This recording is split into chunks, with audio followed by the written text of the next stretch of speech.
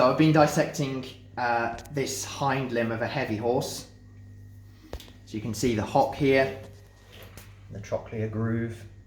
And I've been particularly dissecting the tendons. I've left them in place, but I've dissected them away so that you can see how they travel.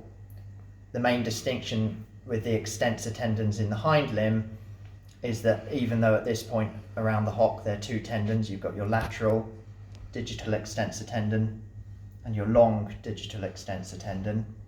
By the point that you get to the sort of mid-metacarpus, they're already adhered together. They become one tendon, the long digital extensor tendon.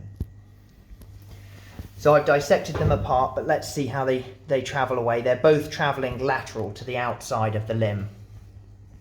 So they travel over the metacarpus, and then as we get towards the fetlock, we actually have a bursa, which when I cut that open, there was synovial fluid in there. And then as it's travelling, the long digital extensor tendon travelling over the fetlock, it actually forms a part of the joint capsule. So you can see into there the synovial fluid into that metacarpophalangeal articulation, the fetlock. And then the next thing that happens is this tendon has 3 points of insertion. So the first point of its insertion is into the dorsal proximal aspect of the proximal phalanx, P1.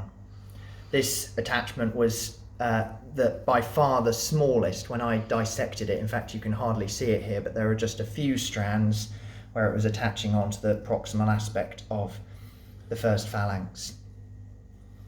And then you can see round the sides here where I've severed the branches of the suspensory ligament on the lateral side, and then round here on the medial side as well. And you can see how slight, how small these branches are by comparison to what they would be in the front, which is a common finding in the hind limbs. Then we go on to where the tendon participates in the proximal interphalangeal articulation. So you've got P1 here and P2 underneath there. And then you can see here its second point of attachment, which is into the proximal aspect of P2, the middle phalanx.